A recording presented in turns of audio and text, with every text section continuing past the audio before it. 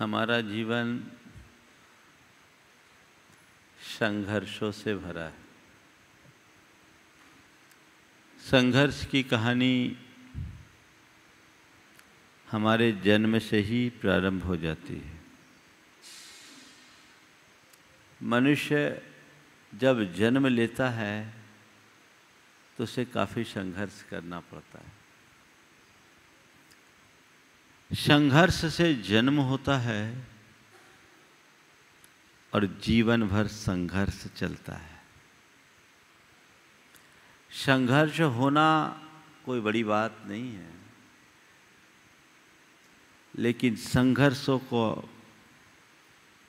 झेलते हुए भी दृढ़तापूर्वक उनका सामना करना और संघर्ष को एक उपलब्धि में परिवर्तित करना सबसे बड़ी बात है।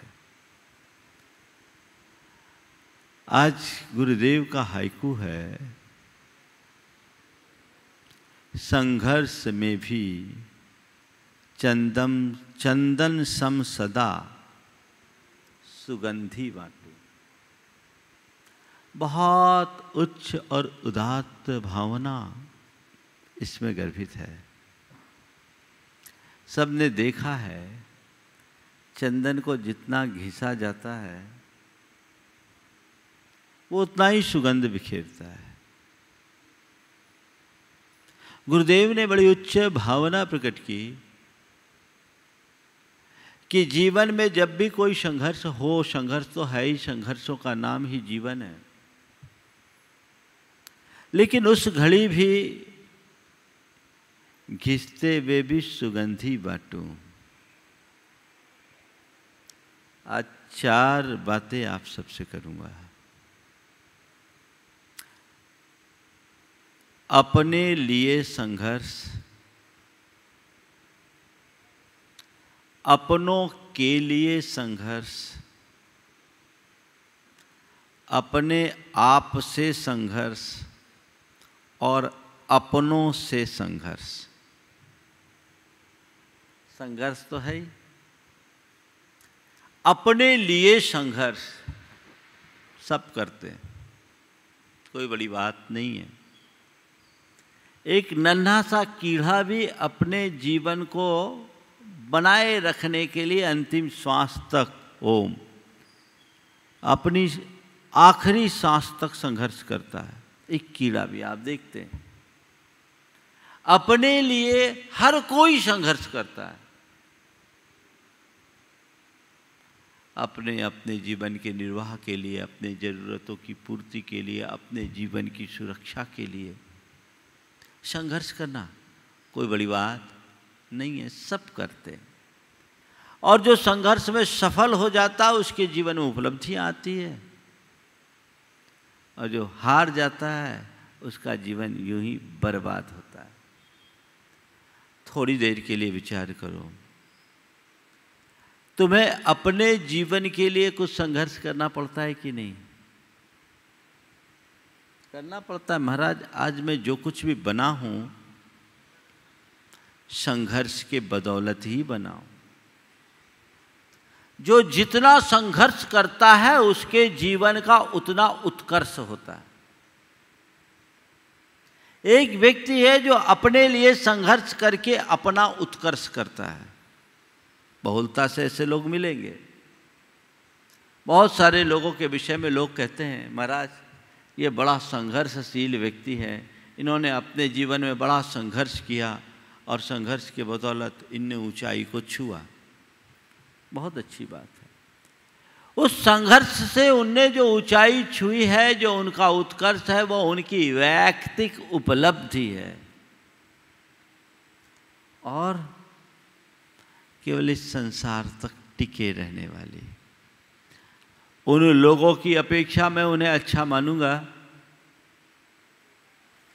जो संघर्ष और चुनौतियों से घबरा कर घुटने टेक देते हैं। 2 तरह के लोग दिखाई पड़ते हैं। एक वे जो संघर्ष का मजबूती से सामना करते हैं, संघर्ष करते हैं, पूरे जज्बे के साथ अपना सर्वस्व अर्पित करते हैं और खुद का उत्कर्ष करते हैं, और दूसरे वे जो संघर्ष और चुनौतियों के आगे घुटने टेक देते हैं, वहीं अपना आत्मसमर्पण कर देते हैं, जिनके अंदर कुछ भी करने की अंदर से लालसा या उमंग नहीं होती। ऐसे लोग जीवन में कुछ भी उपलब्धियां अर्जित नहीं कर पाते। ये बात सही है कि जीवन उन्हीं का ऊंचा उठता है, जीवन उन्हीं का ऊंचा उठता है जो कुछ उत्कर्ष करते हैं, अपने आप को आगे बढ़ाने की कोशिश करते हैं। एक बीज जब धरती में बोया जाता है तो बीज को अंकुरित होने के लिए संघर्ष करना पड़ता है, और संघर्ष में खुद को मिटाना पड़ता है। बीज जब मिटता है उससे अंकुर फूटता है, अंकुर सीधा आता है और फिर वह एक पौधा बनता है। धूप, गर्मी, सर्दी, बरसात सबका सामना करता है, तब कहीं जाकर वो एक वृक्ष का रूप धारण कर लेता है। वो एक वृक्ष का रूप धारण करता है,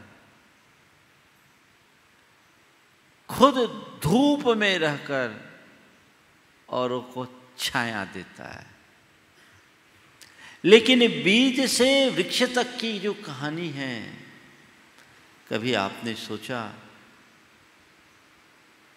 ये कहानी कैसी है? बीज से वृक्ष तक की कहानी। भैया ठीक करो।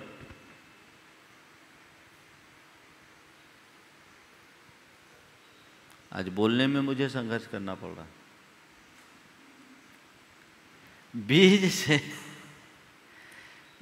से वृक्ष तक की कहानी है। बीज जब मिटता है तब विकसित होकर वृक्ष बनता है। ऐसे ही हम जब संघर्ष करते हैं तब हमारी क्षमताएं विकसित होती है और तभी हमारा वास्तविक उत्कर्ष होता है, चाहे लौकिक जीवन की बात हो या लोकोत्तर। हर क्षेत्र में व्यक्ति को संघर्ष करना पड़ता है, जूझना पड़ता है, सामना करना पड़ता है। चुनौतियां आती है, आने दो, उसका स्वागत करो, सामना करो। अपने लिए अपने आप को आगे बढ़ाना है तो ये तो मुझे करना ही होगा। विद्यार्थी जीवन से अपने जीवन की शुरुआत करो। वहाँ से देखो, अगर तुम मन लगा करके पढ़े हो तो आगे बढ़े हो।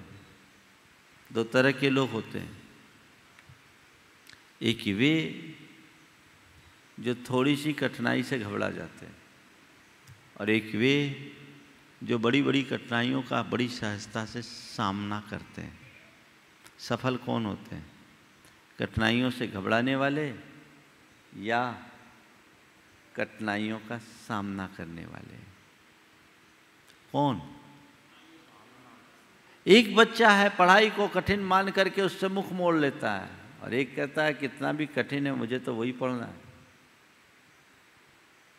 जटिल से जटिल विषय को मुझे पहले प्राथमिकता देनी है। उसकी प्रतिभा और मेधा विकसित होगी। जो पहले ही सोच ले कि हमको तो सरल विषय ही चुनना है, जटिल लेना नहीं, वो तय लेवल पर रहेगा, आगे नहीं बढ़ पाएगा। इसी तरह जीवन के किसी भी क्षेत्र में वे ही मनुष्य सफलीभूत होते हैं जो कठिन से कठिन चुनौतियों का दृढ़ता से सामना करने के लिए तैयार होते हैं। साधारण व्यक्ति को हर अवसर में कठिनाई महसूस होती है, और समझदार व्यक्ति को हर कठिनाई में अवसर नजर आता है। अवसर में कठिनाई और कठिनाई में अवसर। जीवन को आगे बढ़ाना है तो कठिनाई मत देखो, कठिनाई में भी अवसर देखो। इसी का नाम संघर्ष है। उससे तुम उत्कर्ष कर पाओगे। स्वयं के विकास के लिए भी ऐसा संघर्ष जरूरी है। पढ़ने लिखने के लिए परिश्रम जरूरी है, व्यापार में सफल होने के लिए परिश्रम जरूरी है, संघर्ष जरूरी है, अपने घर परिवार के संबंधों को बनाए रखने के लिए संघर्ष जरूरी है, समाज में अपने आप को स्थापित रखने के लिए संघर्ष जरूरी है कि नहीं? और अपने आत्मा के लोकोत्तर हित के लिए भी संघर्ष जरूरी है। हर पल संघर्ष करना होगा। आप लोग भी संघर्ष करते हैं, हम लोग भी संघर्ष करते हैं। बोलो किसके जीवन में संघर्ष ज़्यादा है? हाँ, तुम्हारे जीवन में या हमारे जीवन में? हाँ, हमारे जीवन में। और ये बताओ हर्ष किसके जीवन में ज़्यादा है? उत्कर्ष किसका है? क्या सब आपका?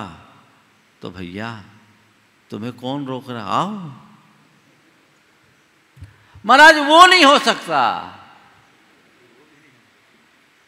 तो फिर क्या होगा? संघर्ष सबको करना होता है, और हीनाधिक रूप में मनुष्य करता भी है। इस संघर्ष में उत्कर्ष है। अगर तुमने लोक क्षेत्र में संघर्ष किया, तुमने अपना लौकिक और भौतिक उत्कर्ष किया, उसके परिणाम से यत्किंचित तुम्हें हर्ष भी हुआ। लेकिन अपने लिए संघर्ष बहुत बड़ी बात नहीं है। अपनों के लिए संघर्ष कितना किया? अपने लिए संघर्ष करना यानी अपने स्वार्थ के लिए लड़ना, अपनों के लिए संघर्ष करना यानी औरों के भलाई के लिए लड़ना। कितना? हिसाब लगाओ। अपने जीवन के संघर्षों की कहानियों की तरफ थोड़ी देर के लिए अपनी दृष्टि दौड़ाओ और देखो, पाओगे ज़्यादातर अपने लिए या औरों के लिए। क्या है? होगा या तो अपने लिए या अपनों के लिए। औरों के लिए तो वो मतलब ही नहीं। एक सत्पुरुष और साधारण पुरुष में यही अंतर होता है। साधारण व्यक्ति केवल अपने लिए रोता है, अपने लिए लड़ता है, अपने लिए संघर्ष करता है, और जो सत्पुरुष होते हैं वो अपने लिए नहीं, औरों के लिए अपना सर्वस्व न्योछावर कर देता है। औरों के लिए संघर्ष करने का जज्बा हमारे भीतर जगना चाहिए।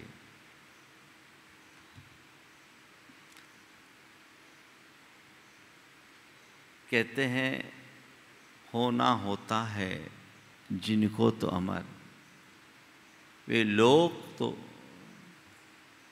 जिया ही करते हैं, औरों के लिए जीवन अपना कुर्बान किया करते हैं। जो औरों के लिए अपना जीवन कुर्बान करे, औरों के लिए संघर्ष, बहुत बड़ी बात। औरों के लिए में व्यापकता है। अपने परिवार के लिए तुमने क्या संघर्ष किया? अपने समाज के लिए तुमने क्या संघर्ष किया? अपने संस्कृति के लिए तुमने कितना संघर्ष किया? अपने धर्म के लिए तुमने कितना संघर्ष किया? और अपने देश के लिए तुमने कितना संघर्ष किया? हिसाब लगाओ। कुछ नंबर आ रहे हैं तो वो तुम्हारे जीवन की उपलब्धियों में है, और यदि नहीं तो अभी तुम बहुत पीछे हो। अपनों के लिए संघर्ष। बहुत लोग हैं, हम अपने देश के इतिहास को पलट कर देखते हैं तो हमारा संपूर्ण इतिहास संघर्ष और बलिदानों का इतिहास दिखता है। संघर्ष और बलिदानों का इतिहास दिखता है, और वो भी सहर्ष है, अपने लिए नहीं, औरों के लिए। हमें ये देखना है कि उस आदर्श का कितना अंश मेरे जीवन में है। बातें करूं, फिर हाइकू की बात आपसे करूंगा। तो ये सवाल आपके लिए छोड़ रहा हूं, औरों के लिए कितना संघर्ष। नंबर 3, अपने से संघर्ष। और नंबर 4, अपनों से संघर्ष। अपने लिए संघर्ष सकारात्मक है, अपनों या औरों के लिए संघर्ष भी सकारात्मक पहल है। लेकिन अपने आप से संघर्ष और अपनों से संघर्ष, ये दोनों बड़े खतरनाक हैं।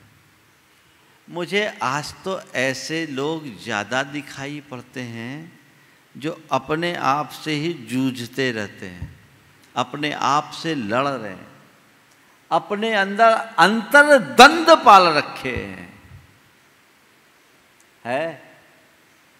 जिनके भीतर द्वंद है वो अपने आप से लड़ रहे हैं।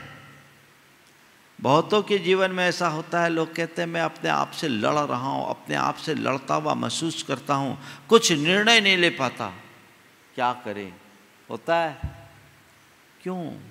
यदि तुम्हारे मन में भय है, कुंठा है, चिंता है, अवसाद है, तो तुम सतत अपने आप से ही जूझते हुए महसूस करोगे।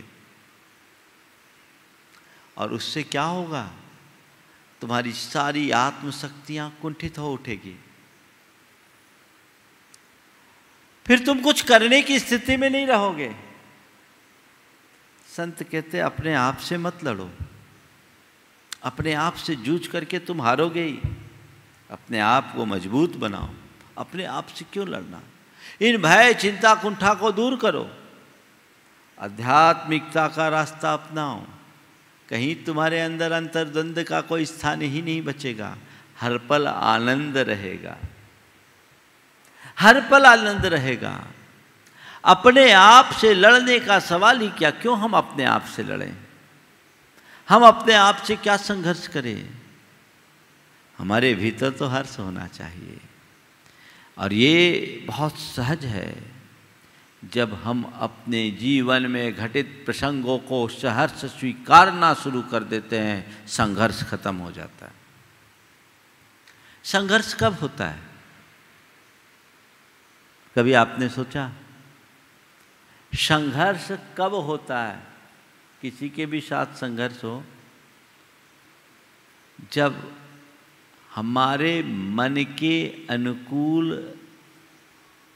व्यवहार नहीं मिलता, प्रसंग नहीं घटते, तब न संघर्ष होता है। जो हम बात चाहते हैं वैसा सामने वाला ना करे तो संघर्ष होता है। जो हम चाहते वो हमें ना मिले तो हमें संघर्ष होता है। हम जो चाहते हैं उसको पाने के लिए मनुष्य संघर्ष करता है, यही होता है ना। अपने आप से भी मनुष्य संघर्ष केवल इसलिए करता है क्योंकि उसके अंदर आत्मसंतुष्टि का अभाव रहता है। जीवन में जो जब जैसा घटे उसे सहर्ष स्वीकार कर लो, संघर्ष का नाम ही नहीं। हर पल हर्ष है और जीवन का उत्कर्ष है। मन राजी नहीं होता, घटित कुछ होता है और मन चाहता कुछ है। एक प्रकार का अंतर्द्वंद प्रकट हो जाता है और जब तक वो प्राप्त नहीं होता मनुष्य जूझता रहता है। ये उसे अंदर से तोड़ता है। तो मैं आपसे कहूँगा, अपने आप से संघर्ष मत करो और औरों से भी संघर्ष मत करो। औरों से संघर्ष करने का मतलब है लड़ाई, झगड़ा। क्यों हम किसी से संघर्ष करें? क्यों हम किसी से लड़ाई लड़ें? लड़ाई लड़ने में तो हमारी शक्ति नकारात्मक दिशा में जाएगी। जितनी शक्ति हम औरों से लड़ने में लगाते हैं उतनी शक्ति खुद को आगे बढ़ाने में लगाएं तो वो हमारे जीवन की एक उपलब्धि बनेगी। लेकिन लोग क्या करते हैं? अपनी शक्ति को प्रायः नकारात्मक दिशा में लगाते हैं, अपनी शक्ति को प्रायः नकारात्मक दिशा में लगाते हैं। जैसा उनको चाहिए वैसा नहीं कर पाते, उनकी दिशा उल्टी हो जाती है। नकारात्मक दिशा में हम अपनी शक्ति को क्यों लगाएं? अपनी शक्ति को सकारात्मक दिशा में लगाएं। कभी औरों से लड़ाई लड़ने की बात ही मत करो। वहाँ संघर्ष करने की जगह समझौता करो, तो आप अपने जीवन में कुछ कामयाबी हासिल कर सकोगे। लेकिन हाँ, अपने अतिरिक्त यदि अपने परिवार, समाज, धर्म, संस्कृति और देश की बात आए तो वहाँ तुम्हें भीतरी और बाहरी दोनों प्रकार के संघर्ष करने की आज़ादी है। जब तुम अपने जीवन के लिए भी संघर्ष कर रहे हो या अन्य किसी स्थिति में तुम्हारे जीवन में संघर्ष आ रहा हो, गुरुदेव कहते हैं तुम्हारे जीवन में चाहे कितनी कठिनाइयाँ हों, परेशानियाँ हों, मुश्किलें हों, चाहे जैसा संघर्ष हो, संघर्ष को सहर्ष स्वीकार करो और संघर्ष की घड़ी में भी उपकार करने की बात सोचो। संघर्ष में भी सदा चंदन सम सदा सुगंधी बांटो। चंदन के समान सुगंधी बांटने की स्थिति मेरे मानस में ऐसे अनेक प्रसंग आ रहे हैं, ऐसे अनेक लोग उभर रहे हैं जिनका जीवन बड़ा संघर्षपूर्ण रहा, लेकिन उस संघर्षपूर्ण स्थिति में भी उन्होंने लोकोपकार के बड़े बड़े कार्य किए। मैं एक ऐसे व्यक्ति को जानता हूं जिन्होंने बर्रा बेचकर, बर्रा बड़ा बोलते हैं ना, बड़ा बिहार झारखंड में बर्रा बोलते हैं, उससे अपना जीवन आगे बढ़ाया, संघर्ष किया, पाई पाई जोड़ा, पाई पाई जोड़ा, खुद अभावों में पला, अभावों में जिया, 2 कमरों के एक छोटे से मकान में रहा, लेकिन उस व्यक्ति ने अपनी गाढ़ी कमाई से हॉस्पिटल में एक पूरा वार्ड बना दिया। थोड़े 2-2, 4-4 रुपया जोड़ जोड़ कर जिसने पैसे जोड़े, संघर्ष किया, 100-200 रुपया के रोज की बिक्री जिसकी होती, 150 रुपया की रोज की जिसकी कमाई होती है, मैं आज से 30 साल पुरानी बात बोल रहा हूँ, 35 साल पुरानी, और हॉस्पिटल में एक वार्ड बना दिया। उससे जब किसी ने पूछा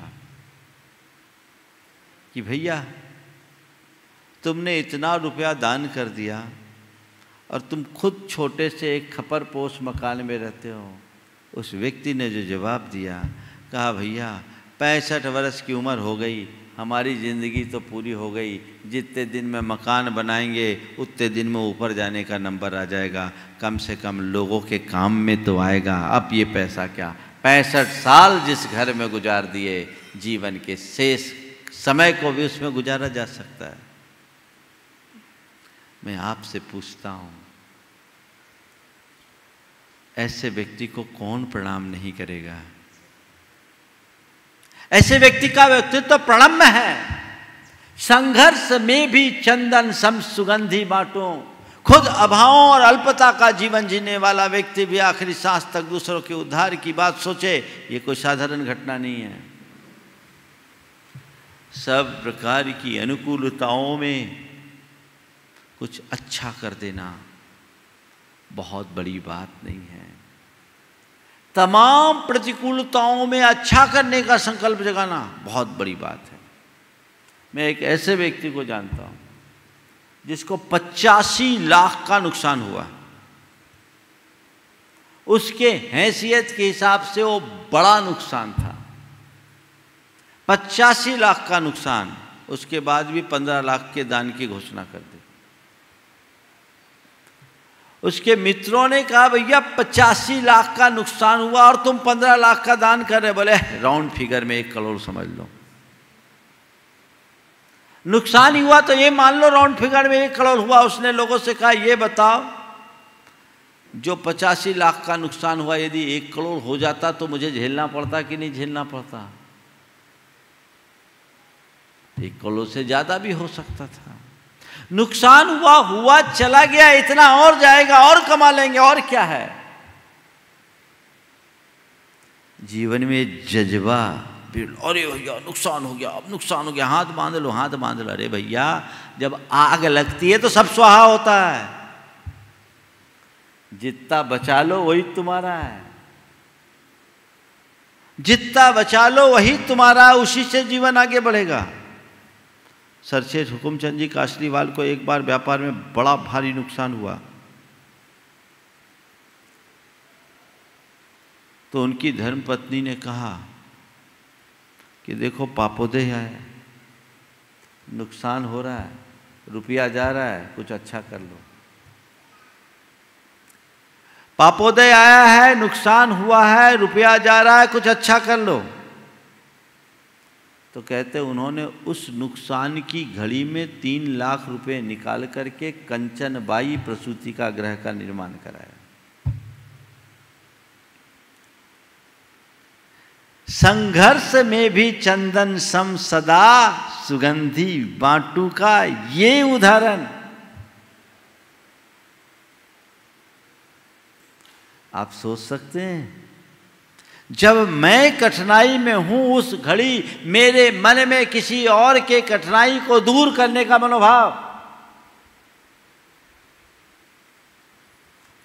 सच्चा इंसान वही है जो अपनी कठिनाई को नजरअंदाज कर दे और औरों की कठिनाई के लिए हर संभव प्रयास करे। सहायक बनो, उसे आगे बढ़ाने की कोशिश करो, ये देखने का प्रयास करना चाहिए। कई ऐसे लोग जिनने अपने जीवन में बहुत बड़े संघर्ष किए लेकिन हमेशा औरों का ख्याल रखा। मैं एक ऐसे व्यक्ति को जानता हूँ जिनने अपने जीवन को बड़े संघर्ष के बदौलत आगे बढ़ाया। घोर अभाव और अल्पता में पले बढ़े व्यक्ति, पढ़ लिख नहीं पाया लेकिन अपने हुनर के बल पर आज काफ़ी संपन्नता है। उस व्यक्ति ने एक बार एक बात कही। उस व्यक्ति से केवल मैंने एक बच्चे की पढ़ाई की बात की। उन्होंने कहा महाराज जब भी ज़रूरत पड़े 1 रुपये से लेकर 1 लाख रुपए तक की बात हो, आप मेरे पास ब्रह्मचारी से एक फ़ोन भर करा देना। मैं तो ये सोचता हूँ मैं अभाव में नहीं पढ़ पाया, आज यदि मेरे पास पैसे हैं, मेरे पैसे से कोई पढ़ जाएगा तो यही मेरे जीवन की सार्थकता होगी। हम कहाँ अपनी सोच रखते हैं। संत कहते हैं सोच को सीमित नहीं व्यापक बनाओ। मुश्किल घड़ी में भी मुस्कान कायम रखो। घबराओ मत, विचलित मत हो। अपने मन से पूछो तुम्हारा सारा धर्मानुराग, तुम्हारा सारा उत्साह अगर थोड़ा सा कुछ प्रतिकूल होता है तो कहाँ जाता है? बोलो, ठंडे हो जाते हो, शिथिल पड़ जाते हो कि दुगने उमंग के साथ चलते हो? क्या करते हो? नहीं, मुझे अपने उत्साह को खंडित नहीं करना, उसे कम नहीं करना। उस दिशा में मुझे सतत प्रयत्नशील रहना चाहिए। मैं एक ऐसे व्यक्ति को जानता हूँ जिसकी धर्म पत्नी अर्धविच्छिप, एक बेटा एकदम आवारा, दूसरा बेटा मंदबुद्धि, खुद अपने दुकान को चलाना और घर की सारी व्यवस्थाएं करना, लेकिन हर पल खुश रहना, हर पल खुश रहना। उसकी दुकान में कोई व्यक्ति आए, रोता आए और हंसता जाए। एक दिन एक व्यक्ति के मन में जिज्ञासा हुई कि इस व्यक्ति के जीवन का रहस्य जानना चाहिए। घर गया, साधारण सा मकान था 2 कमरों का। जब वो घर गया तो देखता है उसका मंद बुद्धि बेटा उसकी गोद में लेटा था, वो उसके सिर में बाम मल रहा था। धर्मपत्नी अंदर के कमरे में थी। आया, उसने उसका आत्मीय स्वागत किया और उनके लिए चाय प्रपोज किया, चाय बनाने के लिए अंदर जाने को हुआ। बोला अच्छा, क्या घर का काम भी आप ही करते? बोले क्या बात है, मेरा काम है, मैं सब काम करता हूँ।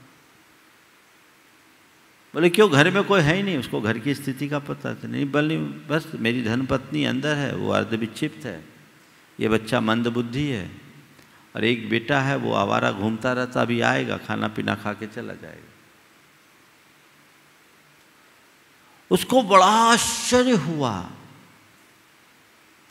कि इतनी चुनौती भरी, इतनी मुश्किल और कठिनाई भरी स्थितियों का सामना करते हुए भी आप इतना खुश कैसे रहते हो? आपके पास कौन सा मंत्र है? तुम लोगों को तो मंत्र ही पसंद है। आपके पास ऐसा कौन सा मंत्र है? उस व्यक्ति ने जो बात कही वो बहुत ध्यान देने लायक। उसने कहा मैं मंत्र कुछ नहीं जानता, मैं केवल एक ही बात जानता हूँ, मुझे हर स्थिति में प्रसन्न और संतुष्ट रह करके जीना है। जो जैसा घटे उसे सहर्ष स्वीकार करना है। यही मेरे प्रसन्नता का मूल मंत्र है। आप कर सकते हैं ऐसा? ऐसी घड़ी में भी, संघर्ष में भी हर्ष, संघर्ष में भी हर्ष। हारो नहीं, सामना करो और सहर्ष सामना करो। ठीक है। एक बार गुरुदेव ने एक बात कही, मुश्किल घड़ी में क्या चिंतन करना चाहिए। बिहार हो रहा था, स्थान बताने वालों ने थोड़ा गड़बड़ कर दिया। वो 18 किलोमीटर बताया, 18 माइल निकल गया। उसमें भी एक पहाड़ चढ़े उतरे, फिर दूसरा पहाड़ चढ़े उतरे। उस दिन संघ 5-6 स्थानों में बटा। तारादेही जाना था बेलखेड़ा से। संयोगतः स्थान का पता मैंने ही लगाया था, मैंने ही रास्ता बताया था, लोगों ने मुझे जैसा बताया वैसा कर लिया। अब संग सब पस्त, हालत सबकी खराब। केवल 3 महाराज तारादेही पहुंच पाए थे, बाकी जो जहां जिसको जिधर जगह मिली वहां रुके। आचार्य महाराज समेत हम 6 मुनिराज तारादेही से 3 किलोमीटर पहले एक स्कूल में रुक गए। शाम हो गई, आनंद फानन में जो जगह मिली वहाँ रुक गए कि भाई अब तारादेही तो पहुँच पाना मुश्किल है। स्कूल भी ऐसा था जिसके खप्पर उड़े हुए थे, वो बड़े बड़े खप्पर होते हैं ना, वो थे 5-7 तो खप्पर उड़े हुए थे। रोशनदान के नाम पर केवल झरोखा था, कांच नहीं, और दरवाजे और खिड़कियों में भीतर से लगाने की कोई व्यवस्था नहीं। थोड़ा धक्का मारो तो दरवाजे ही बाहर हो जाए। बड़े बड़े संत, और सर्दी बहुत तेज। 6 महाराज थे, 6 बिना चटाई वाले। आचार्य महाराज को एक तरफ हम लोगों ने लिटाया, एक ही कमरा था, थोड़ी सी आड़ कर दी, बाकी हम सब महाराज। अब सब महाराज मुझे टारगेट बनाए, कैसी जगह देखी, क्या कर लिया, उनको कोसे जिसने रास्ता बताया। रात तो निकल गई। सुबह जब गुरुदेव के पास बैठे तो उन्होंने एक बड़ी अच्छी बात कही। बोले देखो, उस व्यक्ति को धन्यवाद दो जिसने रास्ता बताया। उस व्यक्ति को धन्यवाद दो जिसने रास्ता बताया, क्योंकि उसके निमित्त से आज पूरी रात हम लोगों को शीत परिसह सहने का सुअवसर मिला।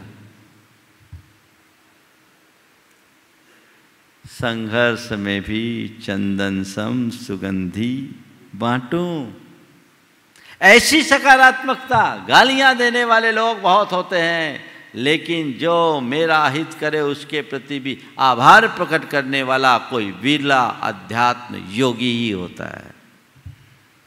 उन्होंने कहा ये तो कर्म निर्जरा का अवसर मिल गया, इसमें घबराने की बात क्या, चिंता करने की क्या बात।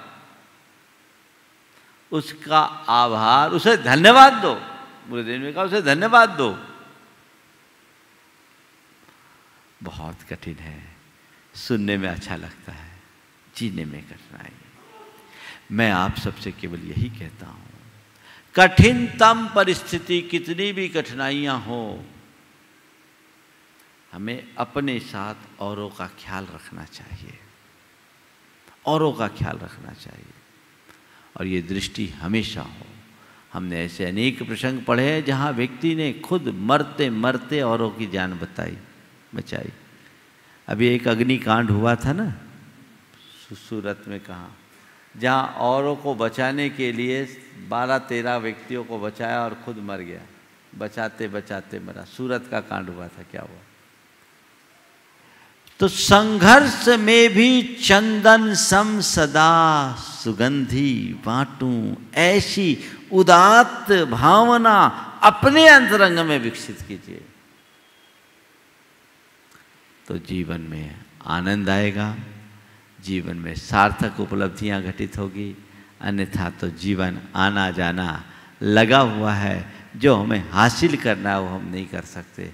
एक बात और ध्यान रखना, बिना संघर्ष के जीवन का उत्कर्ष नहीं होता। बिना संघर्ष के जीवन का उत्कर्ष नहीं होता। संघर्ष तो करना ही पड़ेगा, लेकिन हाँ, एक रो के संघर्ष करता है और एक सहर्ष संघर्ष करता है। रो धो के संघर्ष करने वाले लोग अंदर से टूट जाते हैं, और सहर्ष संघर्ष करने वाले लोग मजबूत हो जाते हैं।